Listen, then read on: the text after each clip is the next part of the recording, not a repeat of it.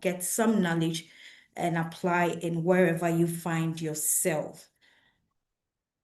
First of all, I would like to introduce to you MGA Consulting Ghana Limited. I know most of you are on this platform because of this organization. And someone may even ask, what do they do, or what is MGA Consulting about? We are a management consulting firm, in fact, an indigenous one that is aimed at bridging the gap in consultancy. We deliver measurable results to organizations across the public, the development, and private sector in Ghana and beyond. Our core offerings, you hear MGA Consulting. So what I told you they do, I know most of you know us for our trainings that we organize, that's our capacity building. And if you have attended our capacity building, you will know that there's real impact when you attend MGA's capacity building programs. The video you saw earlier was one of our programs we had with Advanced Savings and Loan, and you can tell that there was a real impact in there. So some of our core offerings are trainings, which I've mentioned before, and then research and development. So if you want a business development plan, strategic plan, we are here for you, and then we are going to deliver. Also, we have HR solutions where we do recruitment and give HR advice as well. We have sales outsourcing and more. So if you need any advice, if you need any consultancy services, MGA Consulting is your trusted partner that will help elevate your business. So before I hand over to the host, I would like to entreat you all to be part of this conversation. We want to engage you well enough. Therefore, if you have any organization, if you have any expectation, please put it in the comment section. Don't forget to add where you are sending the message from and the organization you are coming from, and then we will answer for you. So I'm happy to introduce to you our host. If you have been with us throughout the months we started, you realize that we have a very dedicated host, and I'm proud to introduce him today. He has over 20 years of experience, and then you can't take that away from him. All those who have crossed paths with him will attest to the fact that he is a very intelligent man, and then with over 20 years of professional experience in key areas like sales and marketing, business development, leadership development, customer service, and all. He has proven that he is the best person to be our host today. And I have to tell all marketers here that we have our president in here. He's currently the president and then governing council, head of the governing council of the CIMG. And then he's also the CEO of the MGA Consulting Ghana Limited. And he's no other person. That's my CEO, Michael Abiu. Mr. Abiu, you are welcome. Thank you very much, Alberta. I'm happy to be here. And it's exciting to meet our people once again. Exactly. I'm also happy to have you here, that you always have time, even within your busy schedule, to join us. So thank you very much, sir. Also, moving on, I'll introduce our guest for today. You know, MGA always delivers the best when it comes to our webinars. We give you an expert that can give you the knowledge that you require. Therefore, currently, he is the head of HR for Enterprise Insurance Limited and Enterprise Properties Limited, all subsidiaries of the Enterprise Group Limited. He's a member of the executive management team responsible for developing and delivering HR strategy for both companies. He has nearly 2 decades of experience in the HR space.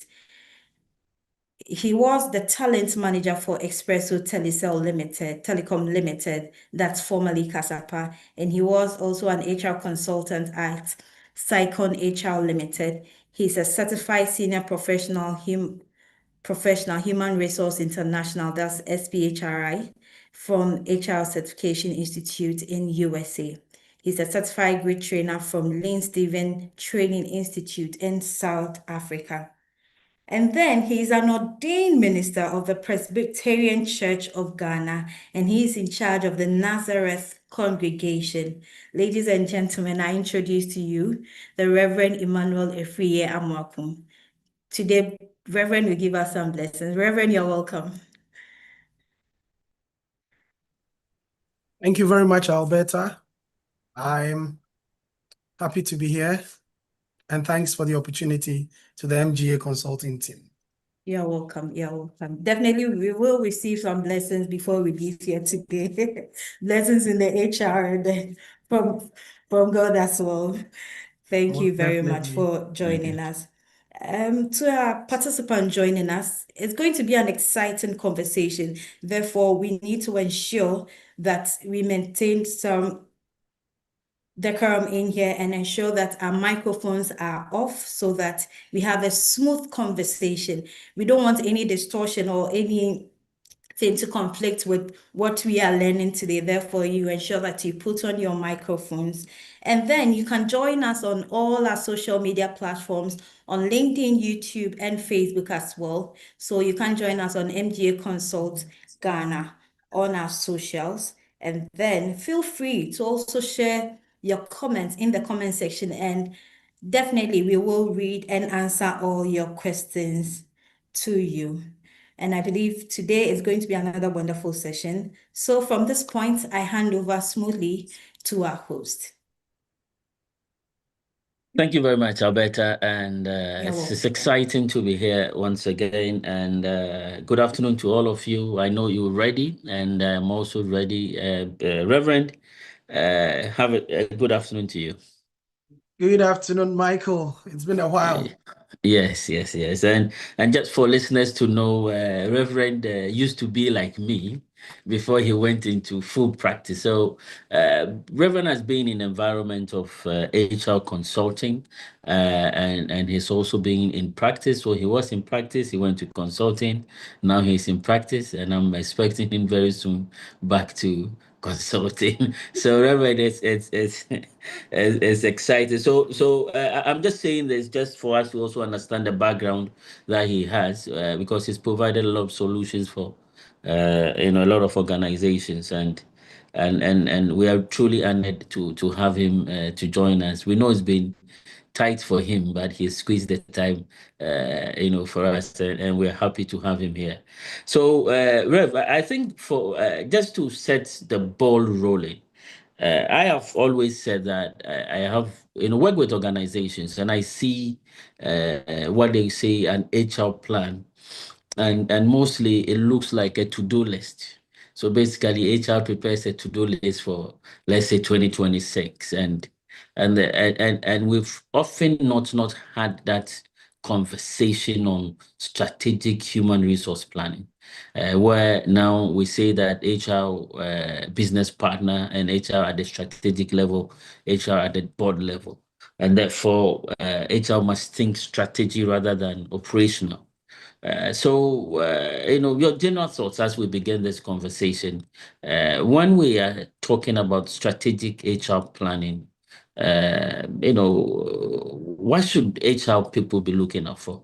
And interestingly, we have a number of people who are CEOs who are online, and then those who are not HR people, but maybe have their own businesses and looking at how do we apply these conversations.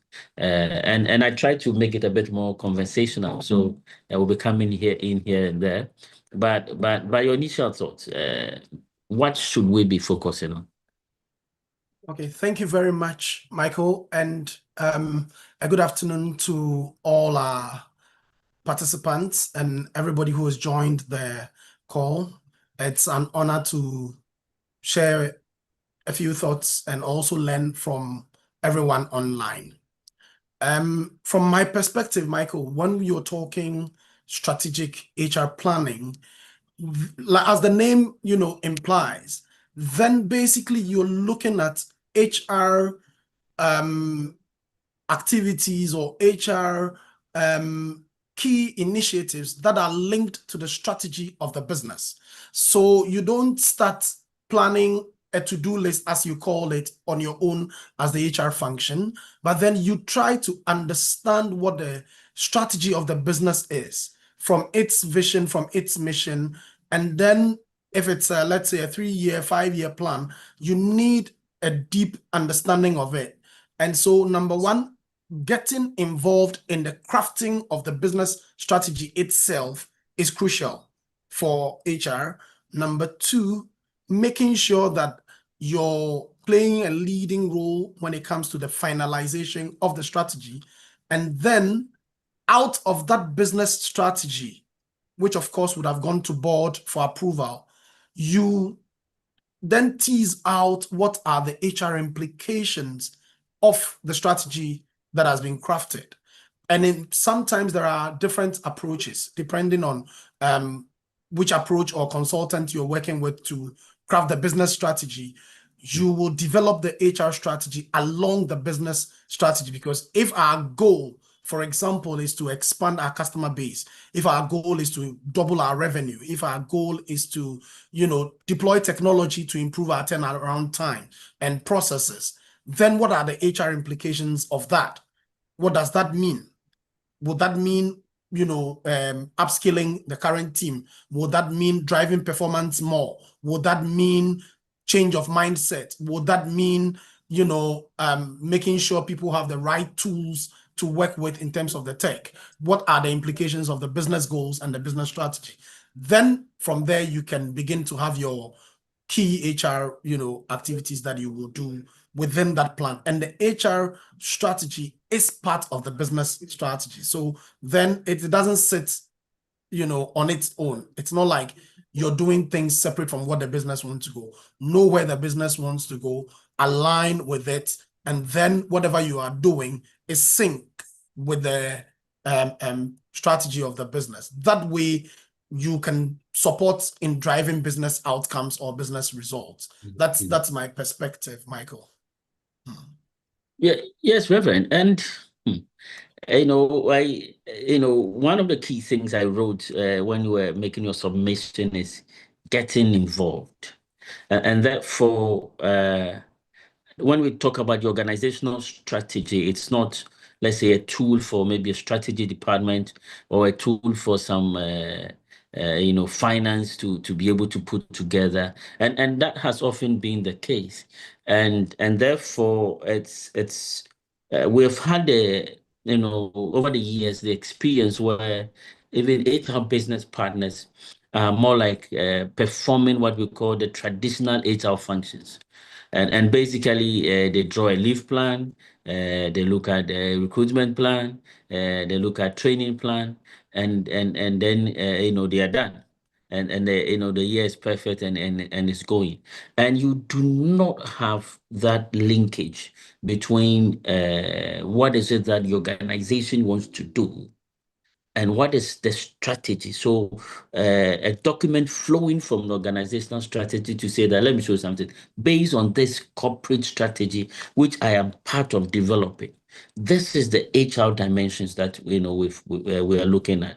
Deloitte in 2023 basically did a research, and the research showed that organizations with strong HR strategies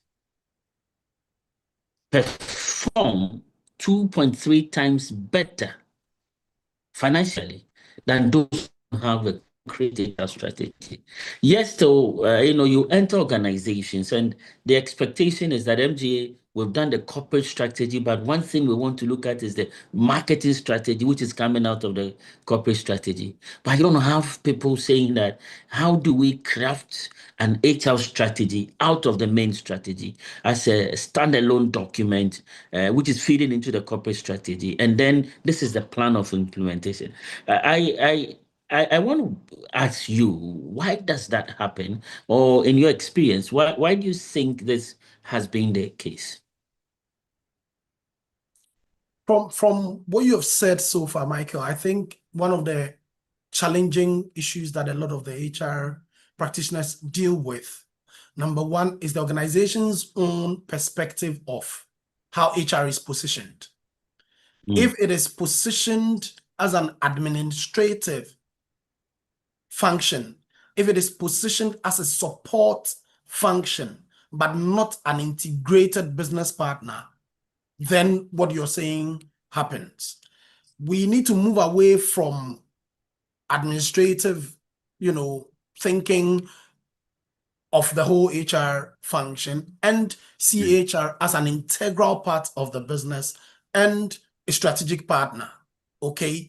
When you have that kind of mindset and culture within the organization, then, like I said earlier, HR is deeply involved in the crafting of the business strategy from day one. For example, let's say you want to do a bottom-up approach in crafting strategy.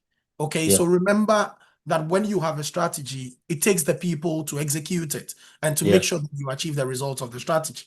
So it will also make sense if you involve the people or the employees in crafting the strategy. That way, they feel involved, they see their inputs, and they feel valued, and then executing it becomes easier. So again, HR then should be the partner that is organizing pre-strategy activities, which is the consultative session, trying to pick up the thoughts, the feedback of employees, whether you're going to do that in person, online, via surveys, whatever the approach is. HR should lead that, pre-strategy activities in gathering employee inputs. Once you get the inputs, the management team could go away, sit down and craft the strategy. And in so doing, HR is represented at the time of crafting the business or corporate strategy. It shouldn't be an afterthought that we have,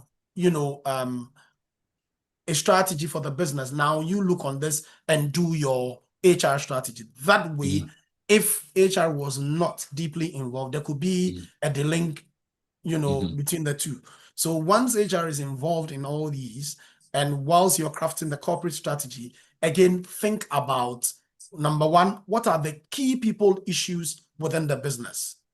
Plus or minus? What are the things that are pluses or positives within the business? What are the minuses?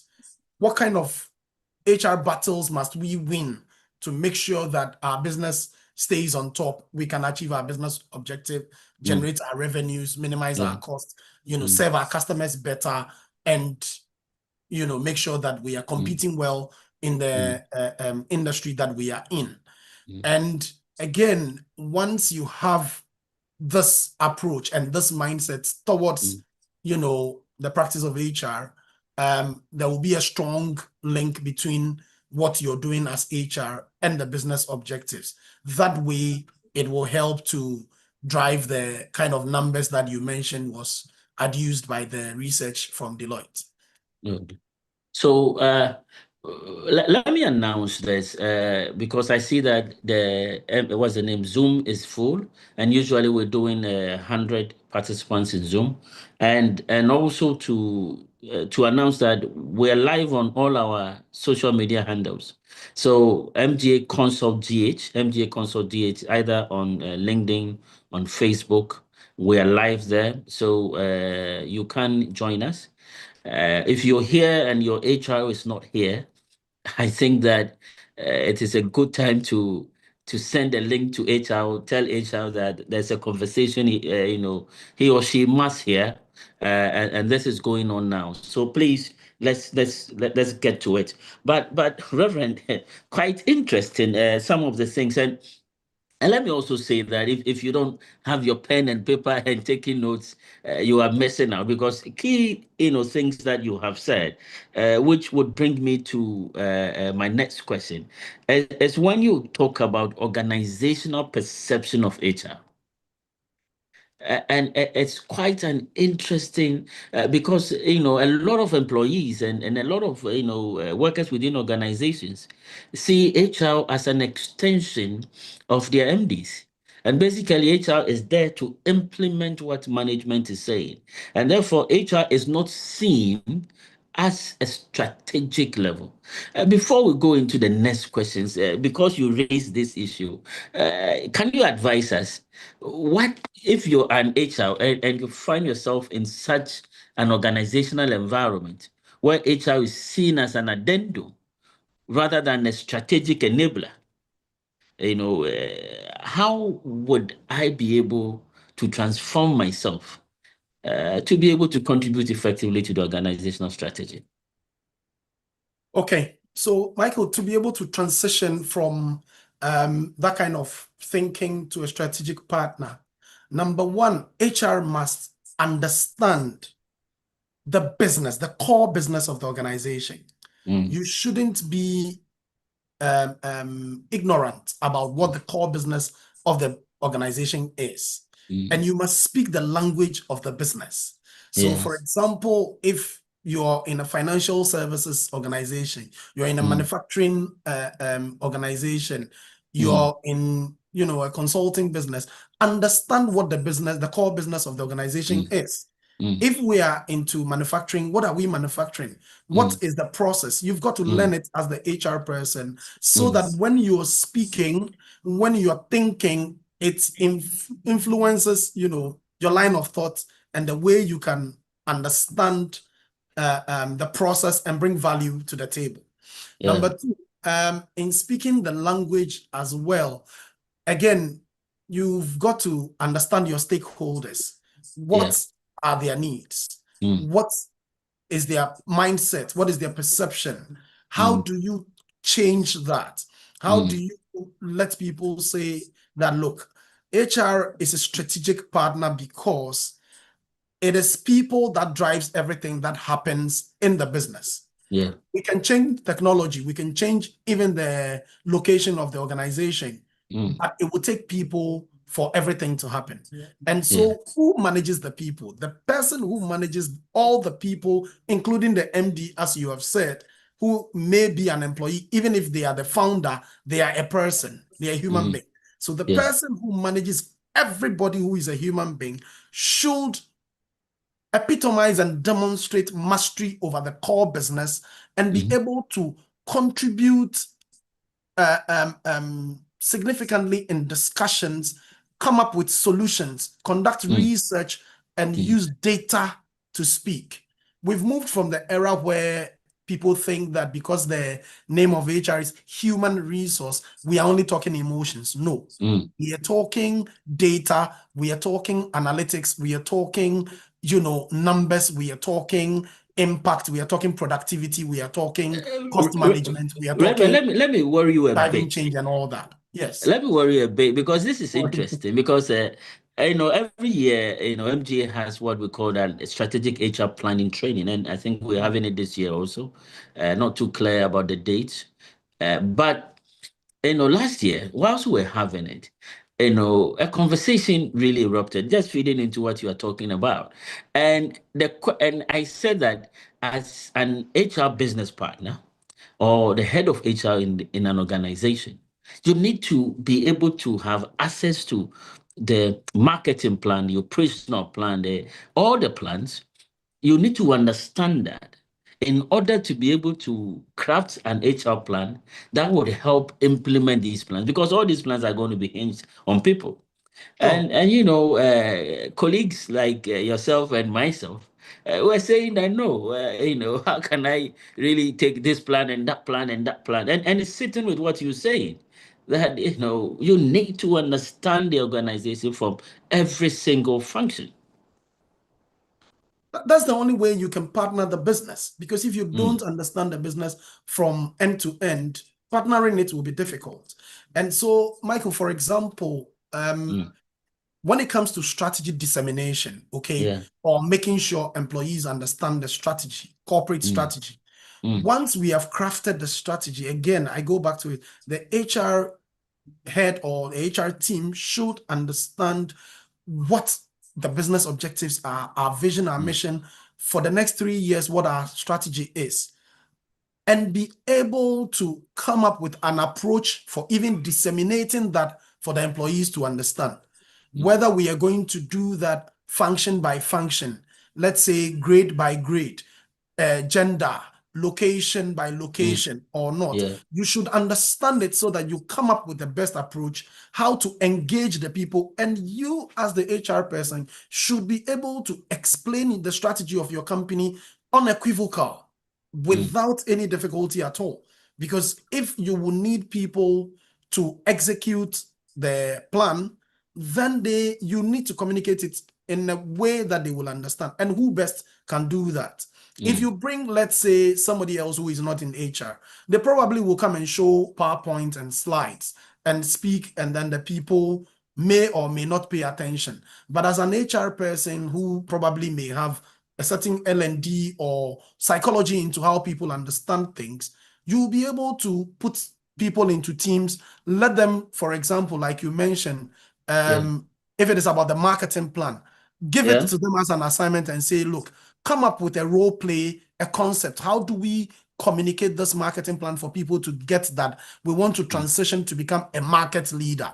Yeah. Give it to them. You'll be surprised. Within 2 weeks, a week, they will come up with something beautiful, or, get them. And at what point do you communicate face to face? At what point does the role play come in? At what point do you show a video? That way, so that the strategy will sink into people's mind and people's hearts. And again, remember the earlier point I made, because they were part of crafting this whole strategy, and again, because HR is driving that, they will understand it when you disseminate the strategy. It sticks to them. After the strategy has been crafted, beyond even the initial dissemination, it becomes the role of HR to make sure that, look, every employee, top line, should remember what our top line target is. Okay. How do you create structured meetings in the organization such that before any meeting opens, after the pleasantries, we remind ourselves of what our core goals for the year is? How does everybody come in? What would you do to, and again, in setting performance targets for the year, you should make sure that as the HR, the targets that are being set is not a repetition of the same thing every year. No. Whatever our focus is as an organization, it is our individual performance that we can Sigma to achieve that corporate objective. And so you need to insist and pay attention to performance contracts that heads of function are setting. Ask yourself, how well does it align to the objectives that we are going to say? So for example, Michael, like you mentioned, if our marketing plan is to be number one in terms of top of mind brand, then what activities are we going to do in that marketing space? Somebody may be in finance, they may not be in marketing, but what can they do to support that brand awareness? For example, if we say we are doing activation on a Friday at a lorry station, do we have enough marketing team members alone or salespeople alone to do it? If we don't, and the people in finance or operations or wherever can join so that the activation becomes more realistic and impactful, why can't we add that? If we want to hit a certain sales target, why can't we say to the people in, again, finance, operations, or IT to say that, look, at least minimum bring 2 businesses in the year to complement and augment what the folks in sales and marketing are doing. No, but the question then, a traditional That way, HR. then you are driving it. And all these things, because HR drives performance, you need to think wide about it like that and see how just the corporate strategy feeds into all these HR activities, i.e. performance contract, capacity building, all that. Yeah. No, you're making some controversial statements here. For instance, he just said, there are a lot of things I'm writing. You just said HR drives performance, and traditionally that's not how we've seen it. If it's a revenue performance, then it's the job of marketing. Go bring in the revenue. If it's a general financial performance, then we're looking at the accountants to, manage inflows and outflows and be able to make sure that the net position is good for the organization. And HR, has not been seen as that. And for instance, you made one very, also clear statement about mindset. Now, we've seen what HR must understand his role is and to make him relevant in the boardroom. But how do we then change the mindset of the others to understand that? Let me show you something. If this strategy would work, then the HR strategy would be critical to the organizational strategy. How do we change that mindset so that CEOs and other executives within the organization, functional heads, see the need and the importance of strategic HR planning? Michael, I am tempted to go back to the scripture at this point to say that. Oh, please do. Since you're as a we can't man buy you from. thinketh, so is he. Okay. Yeah. Until we are ready to change our mindsets, then, like Einstein said, we cannot be doing the same thing over and over and expect a different result. Yeah. Okay. So That's clearly, true. if we've been doing something and it's not been working, or we've been thinking in a particular mode and it's not been working, then it is time for us to give it a different, thought. Let me digress a little. See, in our part of the world, we are blessed with all the resources, natural resources that every nation will need to develop, right? The problem that we have from where I sit is an HR problem. It's a human problem. People talk about a leadership problem. Yeah. Leaders are humans. Yeah. We don't have the people with the wherewithal to stop Galamsey. It's a human problem. You need that person with that courage, that fortitude to stand and say, enough is enough. We are not doing it. And so same thing applies in organizations, right? It will take leadership.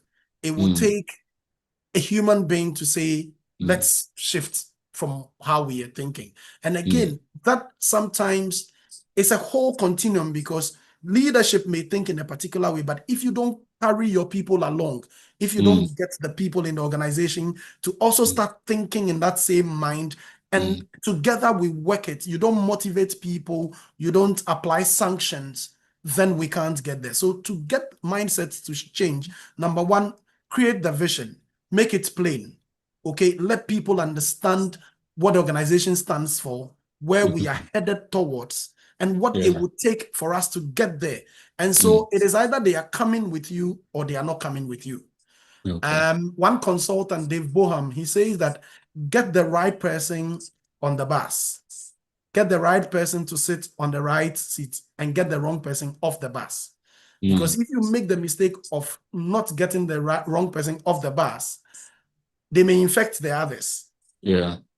And your bus won't get to its destination. So get the right person on the into the bus, get the right person on the right seat, which means that let the right people be either drivers or bus conductors.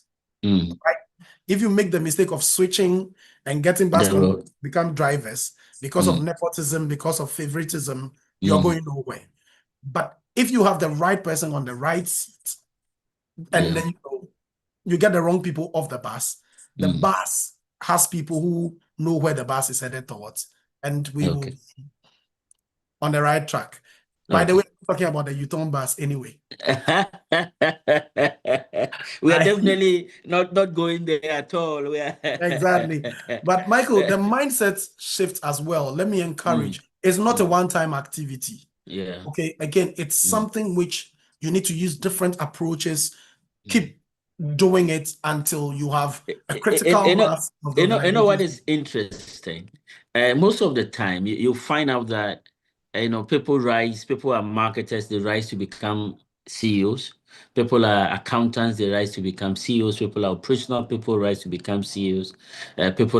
So you would have people from various walks of life getting to the top without necessarily understanding. And so whilst you were actually talking and how giving us those informations, I just scribbled down strategic HR for organizational leaders. It's a training maybe myself and you will need to do. That'll be interesting. To start this agenda on an annual basis, to start this agenda of the mindset shift. But we can't talk HR without talking about people, can we? No. It's quite instrumental that we understand that the World Economic Forum predicted that in 2027, and that's just 2 years away, 50% of 1 year, 3 months. 1 year, 3 months away, 50% of our employees will need reskilling. Last week I was having a conversation with one developer on another business relationship, And we happened to talk about my firm and what we're doing and the IT environment within my firm. And I was describing how good my head of IT was, and he's building this software, coding this. And this man is asking me, okay, so how long have you been at it? And then I'm mentioning, the time. And the whole idea is to let him know the effort my IT have put into developing an ERP for a consulting firm and all those things. And he says that, no, you're wasting time. You're wasting time. Now he's a programmer, whatever term they use, but he says, I don't code anymore. Now there are platforms and tools. I just give them the instructions, they code for me. And so in about a week, I can come out with this product. In about 2 weeks, I can come out with that product. And was telling me that, he had a project for 3 months, and 2 weeks he was done. And he just had to wait because he had to justify why he was taking that much money. And it basically brought home that idea that, let me show you something. We will need to retool, reskill our people, as the World Economic Forum is predicting. How should HR, what should be their role in this, and repositioning the current workforce for the future of work?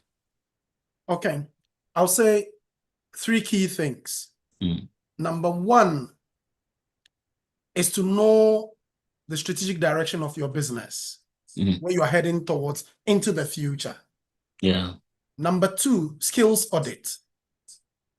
Okay, you can only start building up towards the future if you can conduct a good skills audit, okay, and know what kind of skills your people have currently and what they lack, and what they will need, establishing the future needs of the business. Very key, so that you will work towards it. And you need, once you're able to conduct the skills audit, you know what the current gaps are.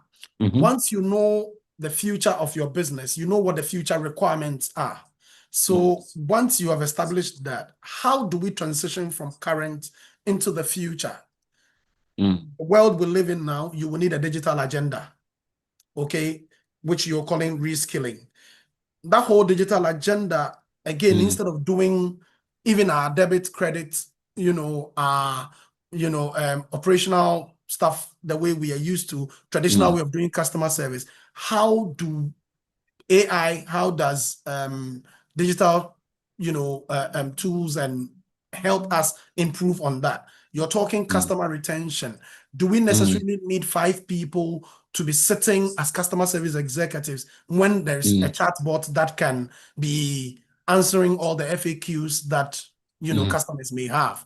Should people still be walking to our office to be filling forms when we can have apps and things installed on their what can phones, reskill our people? And it's a digital agenda that, whether we like it or yes, in the current world that we live in, we've got to do, because the developers are pushing us very far, and they tell us, like you said, in 2027 or by 2030, we used to speak about electric vehicles as if it was so futuristic. They are here with us now, okay?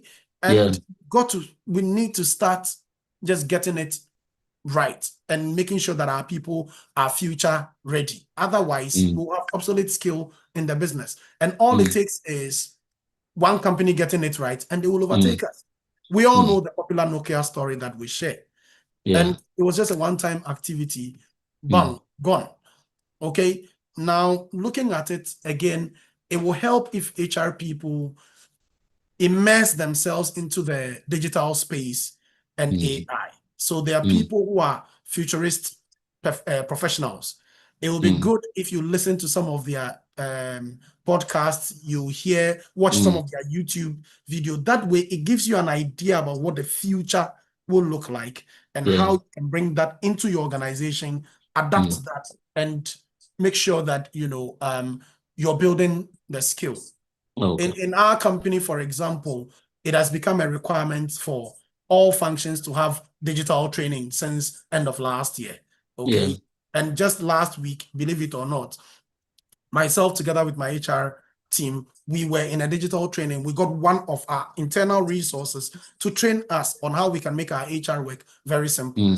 Yeah. Okay, well, we are looking at things like, Power BI, going beyond that, predictive analytics, and things like that, so that No, actually, less. it feeds into my next question. I have another question on future of work, but since we're talking technology and it being a game changer now within the what we call the HR space, I wanted to find out how can these digital tools, you've just spoken about HR analytics using Power BI, and then you have AI recruitment also coming up, and AI recruitment systems, performance management systems and platforms. How can we use it to make HR more proactive so that HR is not kept behind? And this, you're talking to a number of these HR people online. How do they use these tools in order to stay ahead of the curve? Michael, before I talk about how to use it, right, I want to caution, let's not push an agenda for having the tools for the sake of having them, because that is another temptation in our part of the world. Oh, the ish thing in town is this. Let's all go get it. No, there has to be an alignment between the tools and business objectives. So you need to make a justification and a case that if we got this tool, if we got this skill, what will be the impact on the business? ROI. The finance people will ask you, what is your ROI? Apart from that, when we get, how does that align with our strategy? So, for example, you're talking customer loyalty, you're talking customer retention.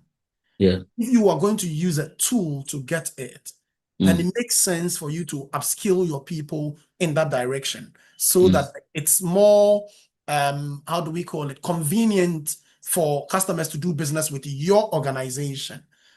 If that is the case, then is that aligned to our strategic direction?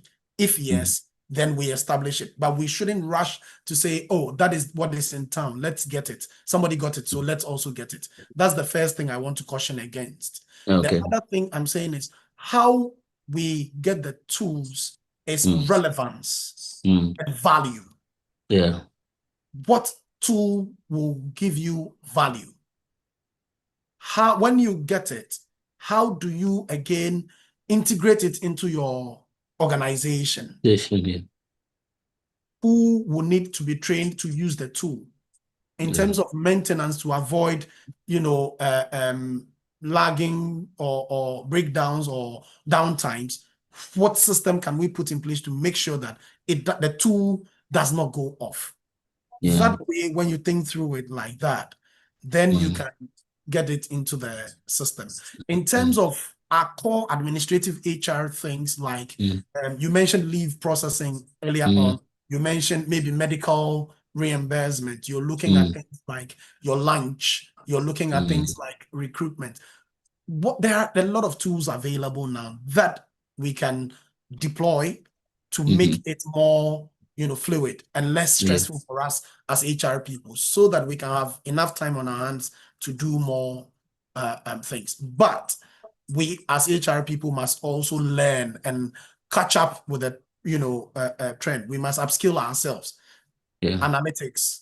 What kind of analytics can you do to bring value to you've done 100 trainings in a year.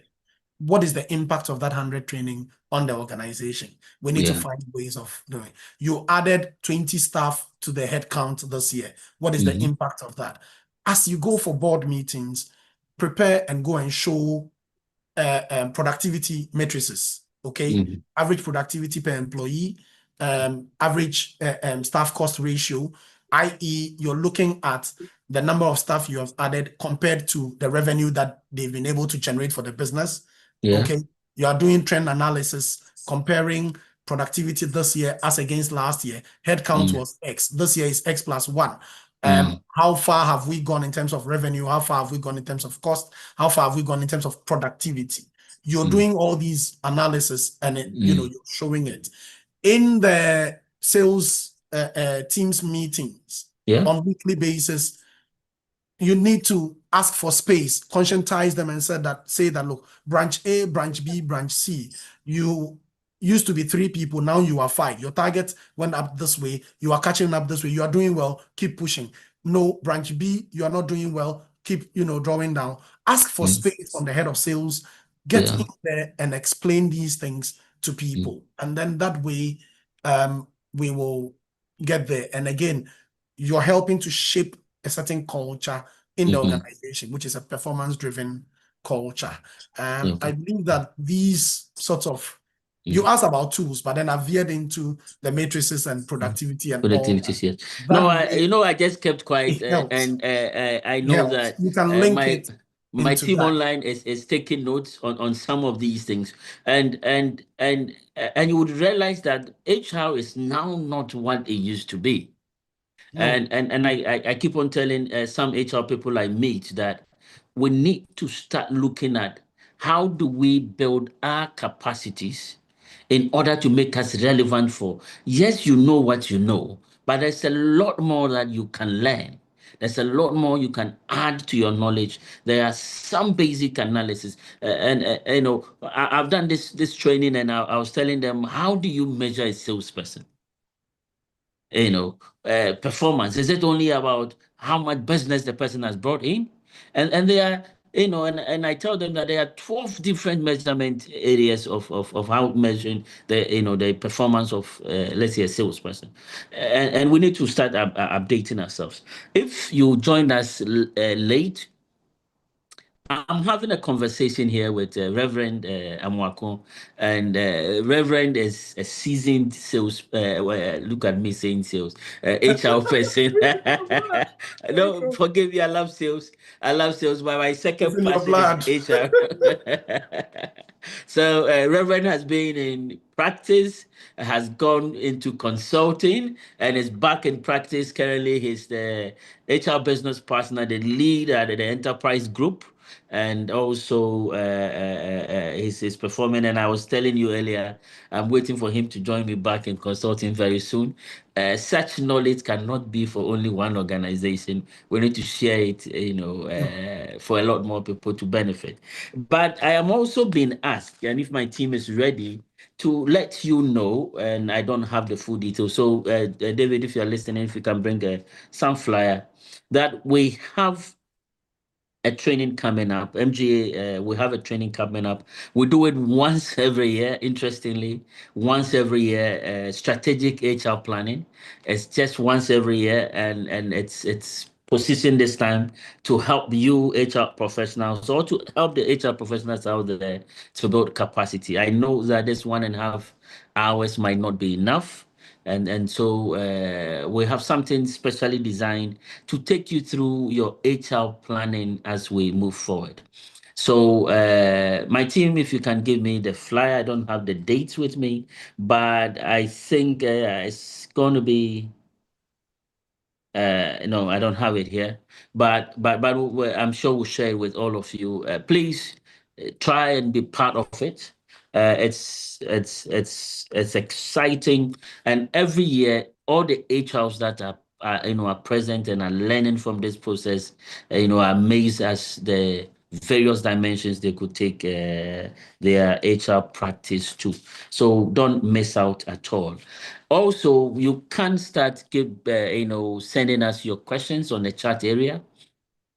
If you are on other platforms like YouTube and Facebook, you can still send your questions there, and the team will respond to it. I know that Alberta made a promise that we'll respond to every question. I'm sorry, that might be very difficult because always we have a lot more questions that we can answer, but we'll do our best to do that. Now, there's one question that I wanted to ask you. How do we link this whole environment of strategic HR planning to boost employee engagement, employee retention, and employee growth? Okay. How do we do that?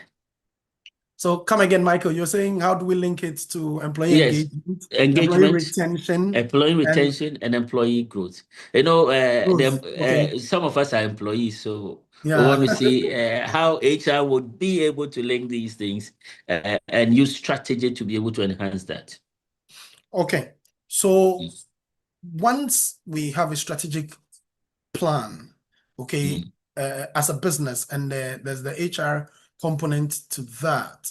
In terms of employee engagement, like I said, employee engagement, you're looking at how you immerse the employees into the whole of the company's agenda. Okay. So number one, you should do what I call business review sessions. Okay. Business review session can happen at two levels.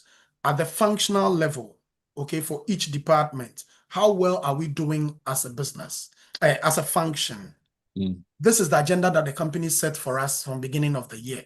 How well are we doing that? And at this point, it's not an individual thing, it's a whole function thing. All right.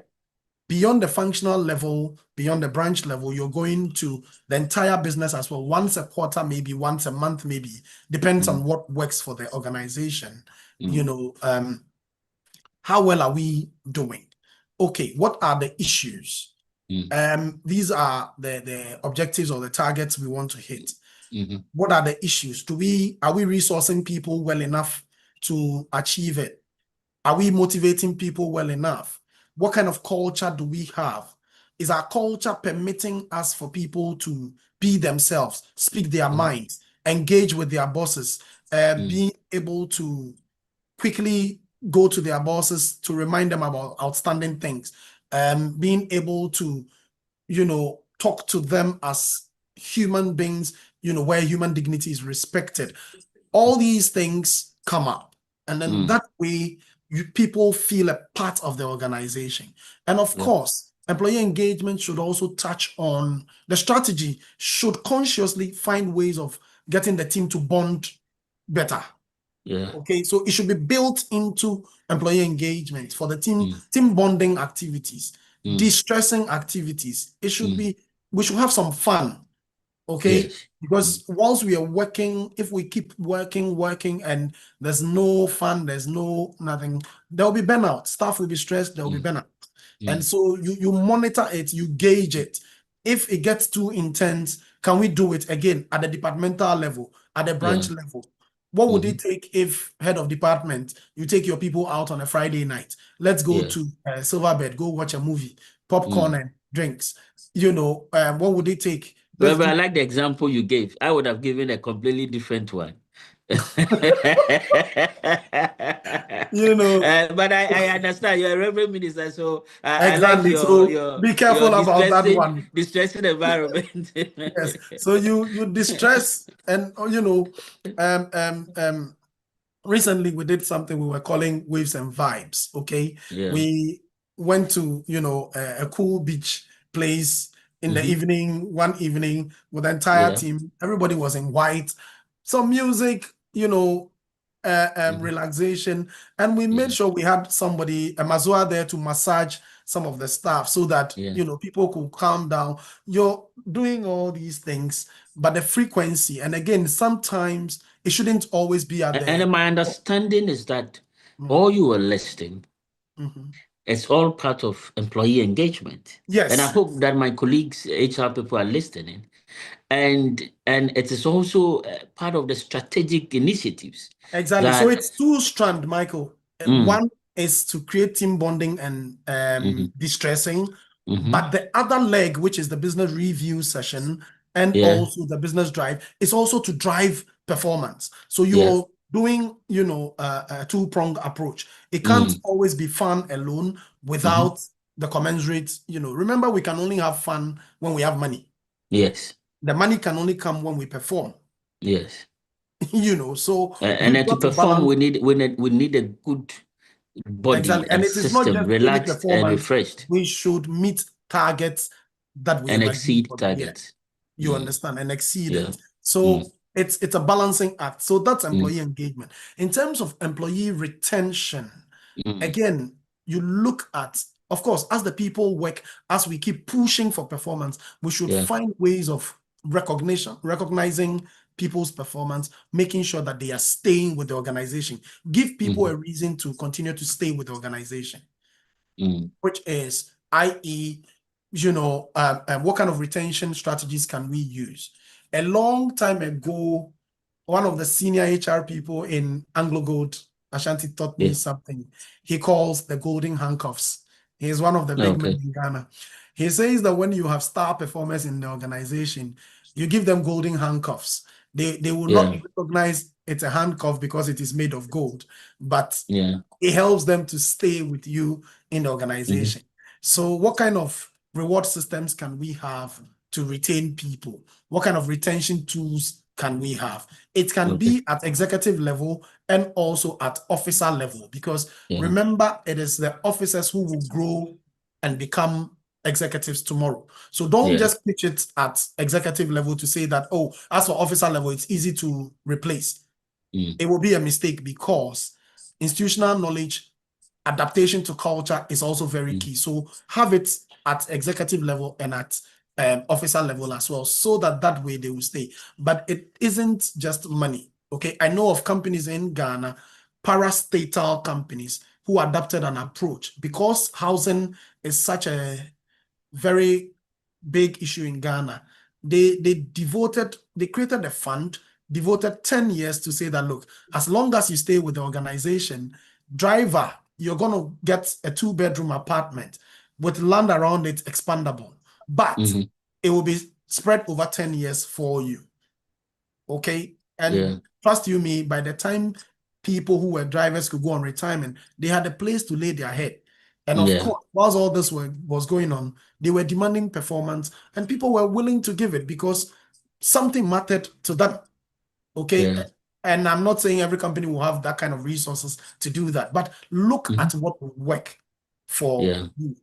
And for the organization. Just make sure that there is transparency, there is fairness, there's equity in your reward systems as well. So that that way people, it doesn't become like it is tied to particular people who are of a certain direction or leaning, So about employee retention, when the company does well in the market or in the industry, the employees naturally want to be part of that success story, and so they will want to stay. And so whilst we drive performance, let's give employees the reason to stay with the business. We always talk about customer loyalty, but employee loyalty is another dimension which is very key.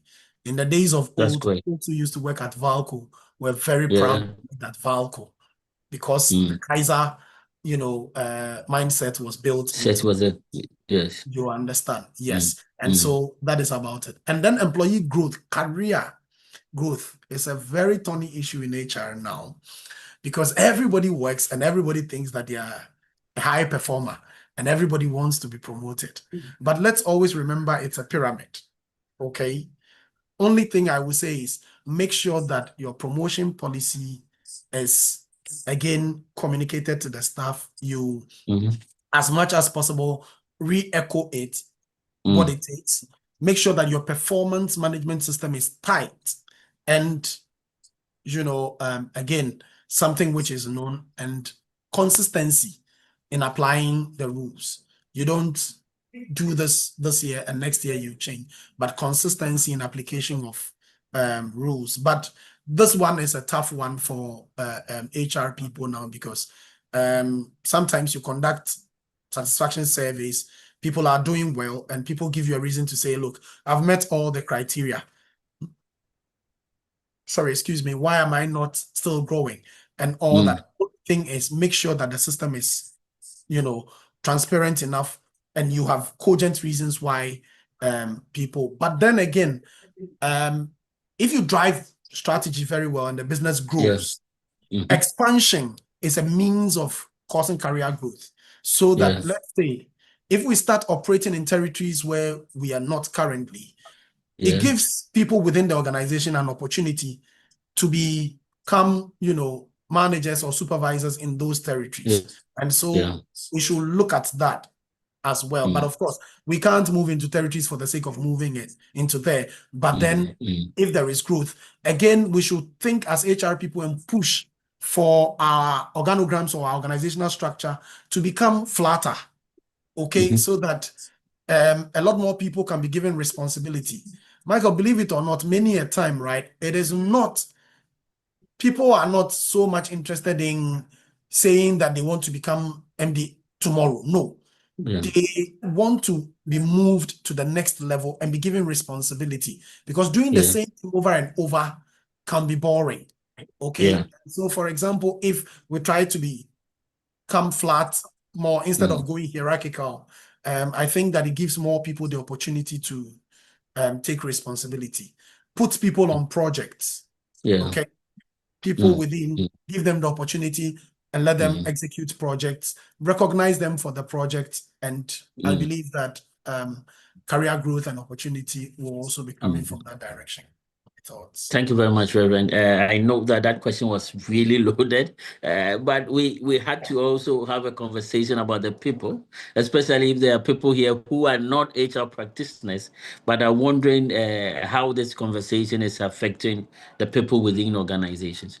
I want to go online, and just that I need to announce that if you have any questions or comments, you can put it in the chat areas, and then we'll get Reverend or myself to be able to respond to some of this. Hopefully, Reverend should respond to all of them. So, Reverend, the first one actually came earlier when we started the conversation, and it's from Anthony Kuma, another brother of mine. And Anthony says that many a time, employees see HR as a unit serving the interests of management at the disadvantage of lower level employees. And he's hit the, he's given the proper description. The senior staff are enjoying, and then the HR the policy seems to only manage junior staff. And then his question was, how can HR position itself to gain the support of lower level employees? Basically, how can HR change this mindset? Okay, so Michael, is the hazard of the HR job. You will always be accused of one thing or the other. But I always say that try and find a balance. It's a balancing act. Remember that your HR for the people and for management. So you are in the middle. Okay. So again, engage with the people, get their sentiments, get their concerns, analyze it, present it to management in a way that makes sense. But of course, you're not just carrying all the emotions and the whatever that comes with it. Analyze it based on data, based on fact. And that's why, again, it's critical that you understand the business you are in. Okay? When you understand the business, you know what is feasible, what is not feasible, because you yourself, you know where management will be coming from already.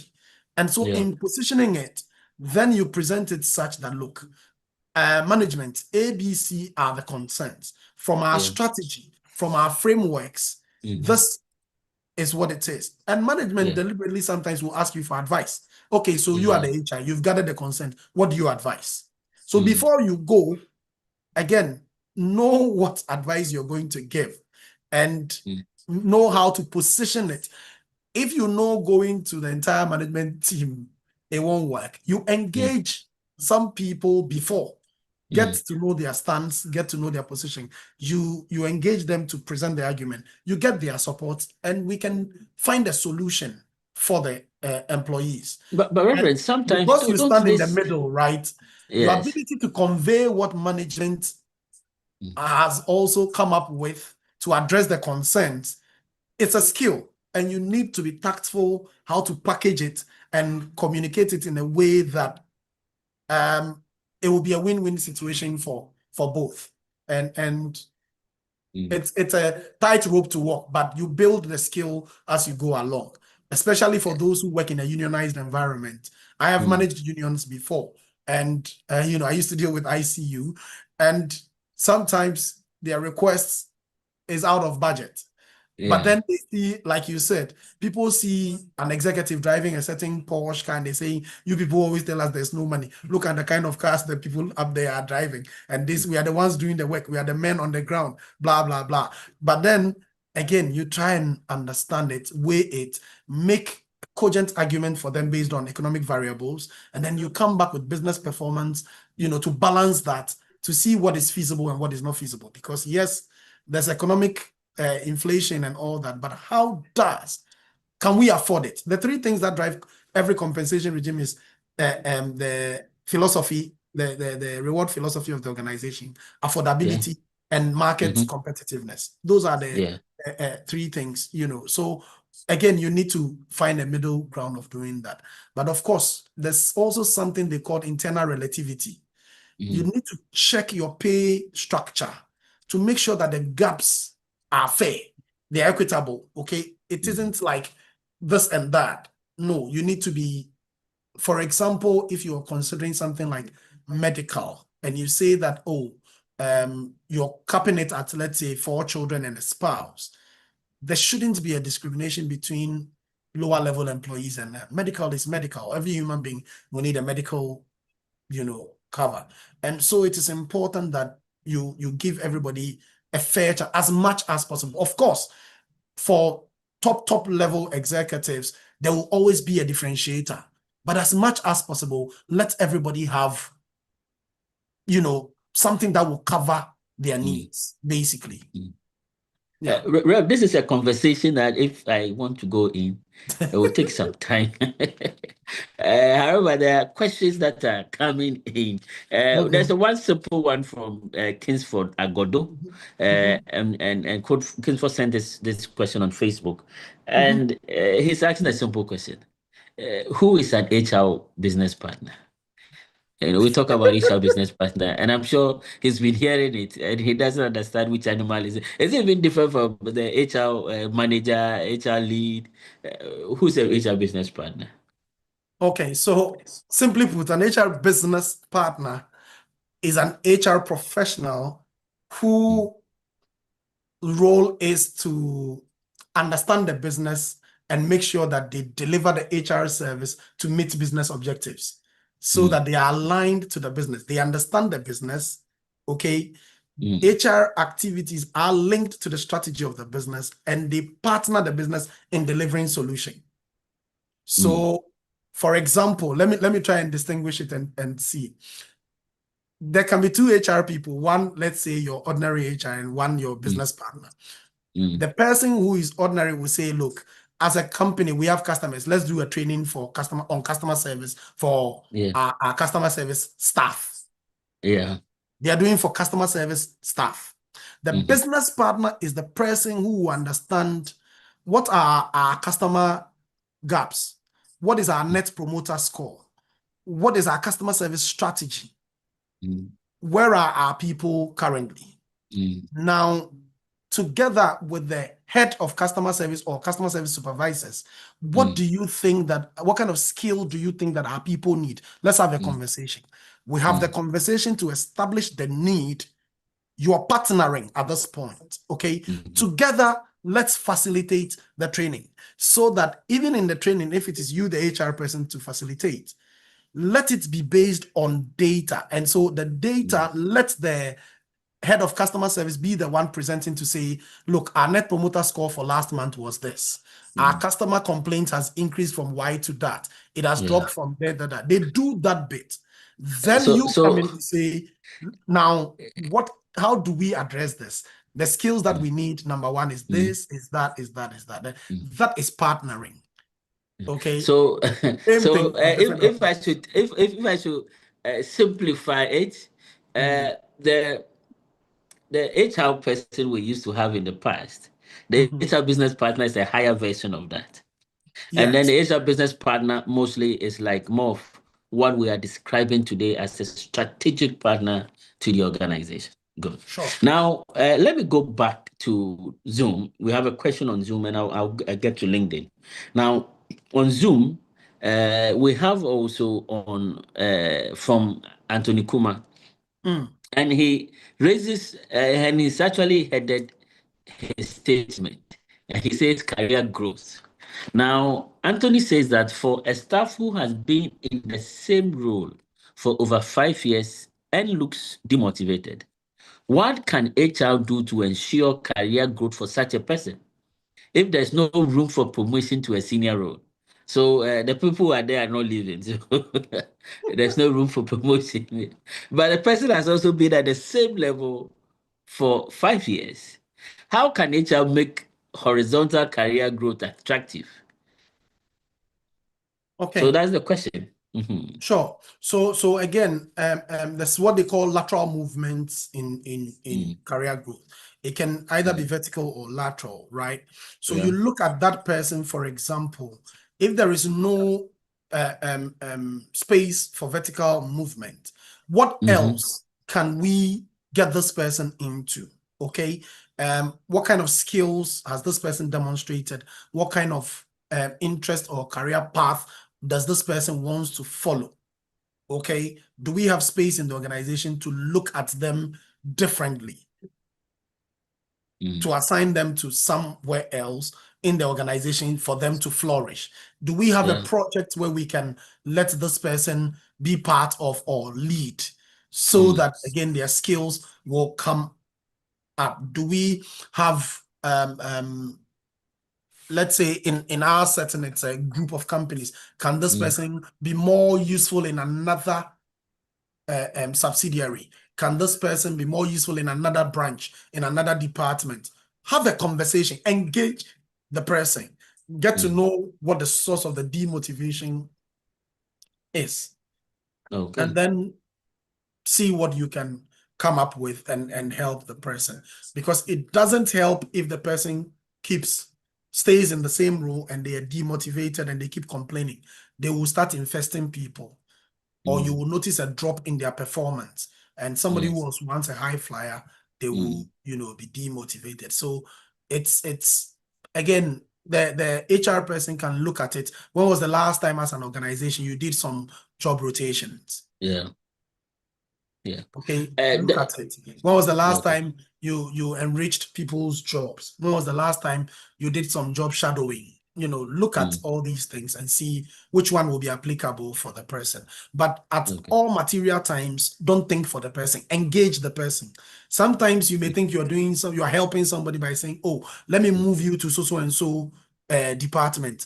That way, the manager there is going on retirement next year. Then you are likely to become. If you don't engage, and number one, they move there and their interest is not there, they may not be shining as where they are. Number two, if they go and that promotion doesn't happen the next day, you rather worsen the situation. So engage the person, find out what the source of demotivation is, look within the organization, and again, see, how best you can position the person. Yeah. Okay. I have a contribution from Ebenezer Entel on Zoom. And Ebenezer says that, and I think it's a contribution he was making, that it is also about HR engagement processes in terms of how do we then balance, the role, or how do we create, disabuse that notion that HR is in bed with management. He says that it is also about HR engagement processes. If labor is well engaged in corporate decision mix over time, that notion of HR being in bed with management will be erased. So I think it's raising the issue of how then do we engage, in the decision, workers within or employees within the decision-making process. Well, I think I agree with the colleague who is raising that point, right? Many a time we have nothing to hide as management, and yet we don't engage the people. And so it creates a manner of suspicion. And we know in our environment, gossips and rumors thrive a lot. So if you don't engage, you only give the people, you're going to embark on a change management program, okay? It is for the betterment of the organization. And if genuinely that is the intent of management, then again, get the people who have the know-how about how best to engage and communicate this whole agenda. Because and timing is also very critical. If you don't, people build up perceptions before you move in. Unfortunately, whatever you say, they will not believe you. And we've had thousands of strikes in Ghana, which really, unfortunately, management or leadership have only shown that that is the kind of language they understand. It's unfortunate, but in well-managed, unionized private organizations that I know, you hardly hear of strikes, you know. Yeah. I have a question from Beta Odro. Okay. And Beta is saying, how do we build resilience? And this is on Zoom. How do we build resilience and adaptability into our strategy? Okay, so number one, it's about be careful about the duration now. Because of the rapid change in the business environment that we are in now, you hardly will see people building 10-year plans. And even now, 5 years is, a bit of too long. And so be careful about the duration of your strategic plan so that it's not too long a time where a lot of changes would have happened and then the plan becomes obsolete. So it is important that you pay attention to that. The max I will advise would be like a 3-year so that things wouldn't change too much. Number two, build in some flexibilities so that as things change, you know how to plug them in. Now, the era of rigid strategic plan and not being mindful of the environment is gone. So whilst you're planning, have the plan, yes, if it's for a 3-year, 2-year, whatever, make sure that you're reviewing quarterly, you're reviewing yearly, so that if there are significant changes in the business environment, in your industry, in the competition, you can bring that on board and see how you deal with it. In terms of resilience as well, you've got to pay attention to things like compliance, things like risk management, so that as we go along on the strategy journey, you will be able to make sure that we don't have too much shocks that will cause us to implode. Because if you don't build those surviving mechanisms as well, the slightest thing can throw off the whole plan. So for me, Michael, that's what I would say. The duration, flexibility in the plan, being mindful of happenings in the environment through constant review, and then, building stuff in, and then making sure that we are adaptable. Because if we don't adapt, our plan will just become obsolete. We may be achieving something which the market doesn't need, For example, let me give a practical example. You want to enhance your product in the market. Sitting in your office and developing products for the customer now is a risky venture. So co-creation, engaging customers and making sure that you're tailor-making the products to them. But whilst you're doing one this year, if you are slow and the speed to market is very slow, by the time the product comes to the market, they would have moved on. So again, speed, accuracy, and agility is something that we need to make sure that we have in our strategy. Okay, so Beth, I just want to also add that your monitoring processes must be well thought through when you are developing your strategy. Monitoring, I'm talking about meetings. How often are you going to have your meetings, and how often are you going to have take reports? These are very important, but monitoring and then also evaluating. So mostly we take the feedback, but we don't analyze it. What does it mean? What is it saying? If it is good, how do we make it better? If it is not good, how do we resolve it? And then the next thing is also review. So when you evaluate and you or analyze and you understand it, then you must also put in structures to say that, okay, if this is the position, how do we change it? How do we improve it? How do we move it? And then you take the processes to now really look at the strategy. Now, because the environment is very fluid, review must also happen more periodically. And mostly every quarter we need to meet and understand whether we are maintaining whatever we have, or we are adjusting some of it, or we are adjusting the whole plan. And these things are critical in order to remain abreast and with the changes that is happening on the market. Our time is up, or it's almost up. We have 3 minutes, and I would like us to take the statement from LinkedIn. I'm not too clear about it, but Owusu Secho on LinkedIn says that skills audit to know the future requirements. I don't know if he was repeating what you said, but I think this skills audit also is very important to understand what is it that people have. And I'm sure that Mr. Reverend Amwaku was looking at it from, you need to find out what is the current capacities in order to know what capacities would be needed to build, into the future. There are a number of our staff members who have taken up courses on their own, who are doing things on their own that the organization doesn't know. So skills audit is really important to understand whether people are exactly where they are supposed to be. But I have Irene Kwabu also asking us, how does our culture, and we have just, I think, 2 minutes to wrap up, how does our culture as Ghanaians help or hinder strategic execution? That's a loaded one. Yes. Like they say, which we need answered in less than 2 minutes. yes, okay, well, I'll give it my best shot. Yeah. They say culture eats strategy for breakfast, okay, or lunch, depending on which one. The national culture, in my view, influences organizational culture. And as an organization, you need to be conscious and make sure that the negative aspects, right, doesn't come to the fore in the organization. For example, you need tight systems to deal with things like attendance, okay, to Time work management, promptness and work punctuality.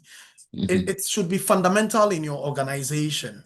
Number two, things like meeting deadlines, things like time and task management, starting events and making sure that it's on time, making sure that you're ending on time and stuff like that. It should be things that you should be conscious about. Things like having honest conversation, like the way we do in Ghana. Somebody has done something, nobody wants to say it as it is, or we are not careful.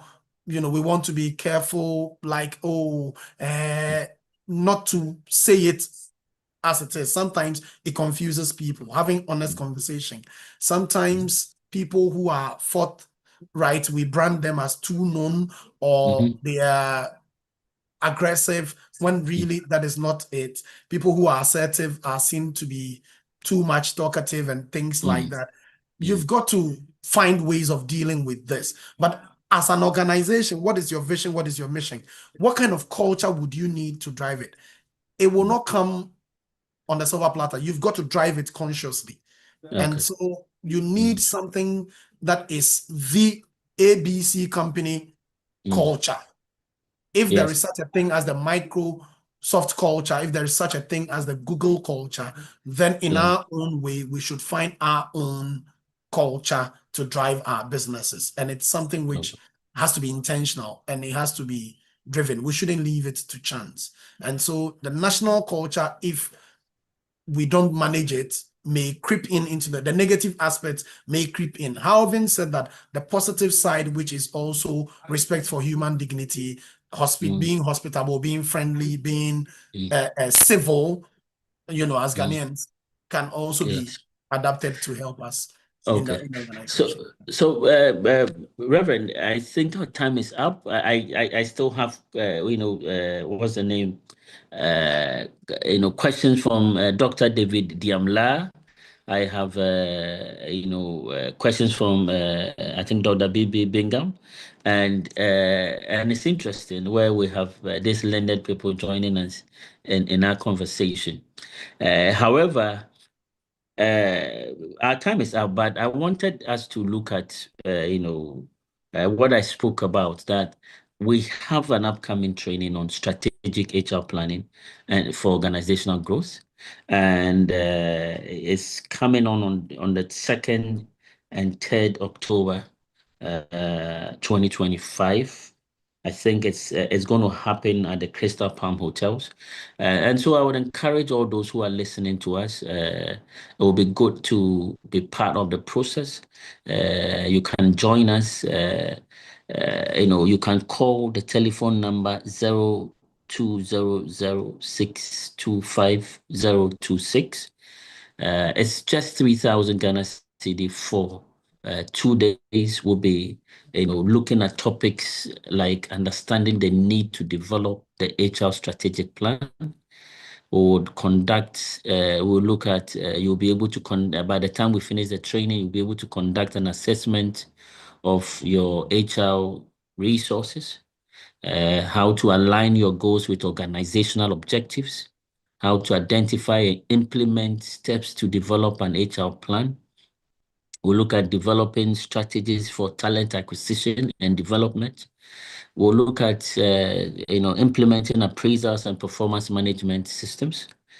We'll look at effectively implementing the HR resource strategic plan. That's one thing, having the plan. The other thing is how do we implement? And then we'll also look at how to establish key performance indicators. So if you are here, you're listening to us, forward it, inform your HR team members that there's going to be an exciting 2-day discussion and training on how they can plan for 2026.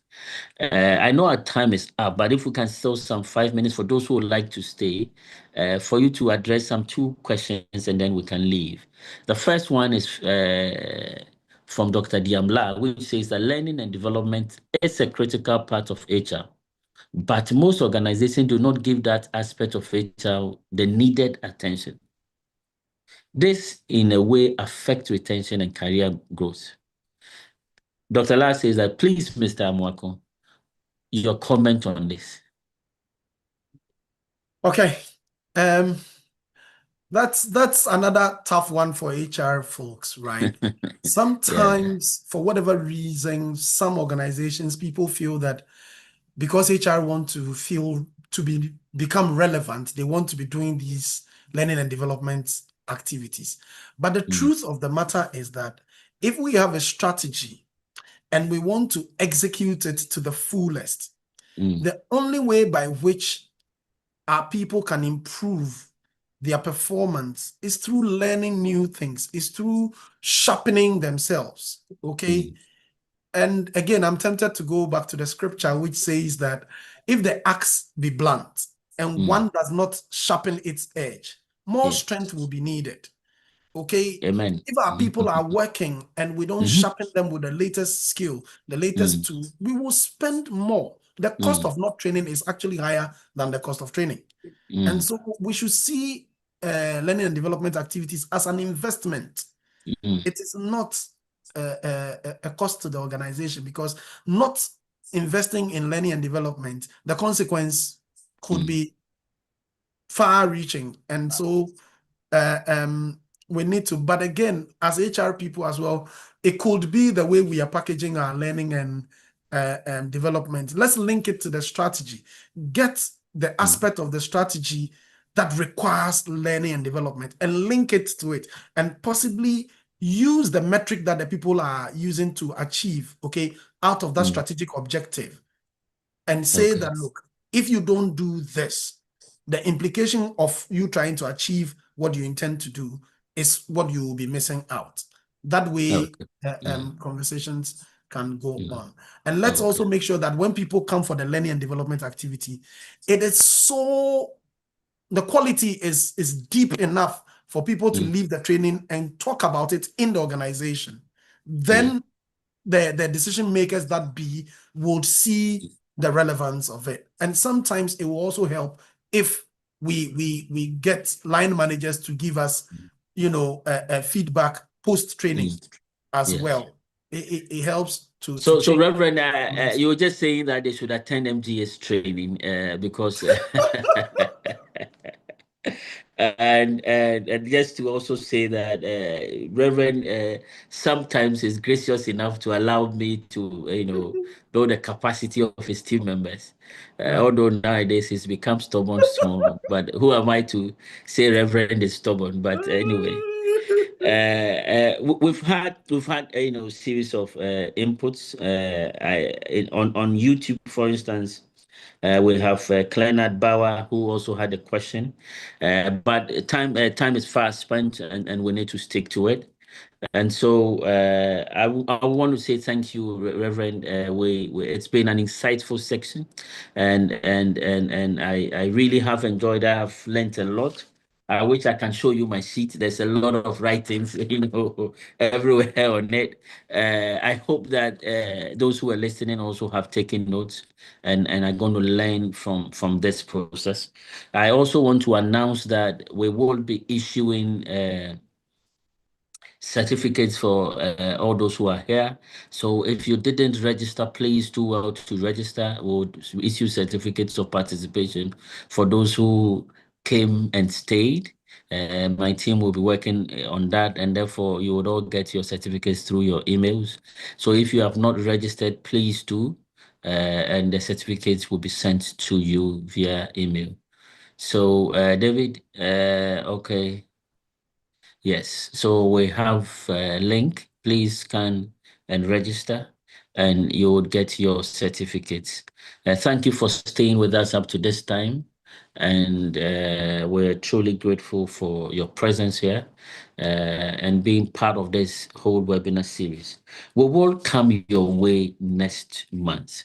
As usual, we have promised and we'll be delivering every single month. And next month, we have an interesting topic. Next month is the customer service month. Is that not the case? And so next month, the MGA webinar series will be looking at the role of customer service in driving sales growth. The role of customer service in driving sales growth. This would be on the 15th of October, 15th of October from 3 p.m. to 4:30 p.m. Via Zoom and all our platforms, which is LinkedIn, Facebook, and YouTube. Topic again is the role of customer service in driving sales growth. It will be on 15th of October, and you should sure know that we are going to be bringing you an exciting, resource person. Stay tuned. Usually, we want to keep it as a secret until the last end. So stay tuned, and then do well to join our social media pages. Follow us on LinkedIn, on Facebook, on X, on YouTube. This content will be uploaded on YouTube. So if you missed it, or if you think it's important enough, you can go to YouTube and forward it to your colleagues at the office and to other people. So Alberta, if you are there, I would want to hand over to you. I've finished my job for today. Michael, before we Yes. go, can I say a Yes, thank you to Reverend. the Yes, audience? apologies, Reverend. I'm supposed to allow you to say. So a thank you to the MGA team for the invite. A thank you to all our participants. Grateful for the opportunity. I want to encourage the HR practitioners on the call not to give up. It's you need resilience. You need to keep pushing. It's tough. The more you push for the employees, sometimes the more they think you're rather, aligned with management than them. But don't give up, keep pushing. The more you align with the employees for their concerns to be addressed, the more management thinks you're against them, but you're in the middle. So do your work skillfully and keep pushing. The non-HR people, we need your support. Keep supporting us, engage us, and let's partner and make the organizations in Ghana work better. If our organizations work better, our people will be in a better place. God bless you for the opportunity. I'm grateful. Thank you. Thank you very much, Thank you very much, Reverend, and thank you for the blessing also. I receive it. Amen. So Alberta, Amen. over to you. Thank you very much, sir. And in Ghana, we say the police is your friend. Today, the HR is our friends. So all the HRs around you are friends. We are coming right to you. You've heard a lot. I am very fortunate because my HR is on and listening. So I know that a lot of things that Reverend and Mr. Abiu said here, it's been applied in MGA here, and I know we are going to improve on it. And then I'm so fortunate. So you can forward this to your HR, and I believe that it's going to cause a great change in our various organizations. Thank you all very much for joining MGA Dialogue Series. We'll come to you again next month on the 15th on the topic, the role of customer service in driving sales growth. We still have opportunity for our participant today. You have a 10% discount for our next public training, still on the topic strategic HR planning for organizational growth. We all can attest to the fact that Reverend couldn't cover all the areas. So if you're having a 2-day training session with on this topic, you're going to cover a lot, and it's going to cause a great change in your organization and help your organization grow. So we are inviting all of you. So far as you're part of this webinar today, you have a 10% discount already. So those interested or organizations interested can call us on 0244 524129. And the number again is 0244 524129. Get in touch, and then you will be part of our trainings as we move on from 2nd to 3rd October. Thank you all very much. MGA Consulting is always grateful to have you here. See you next month.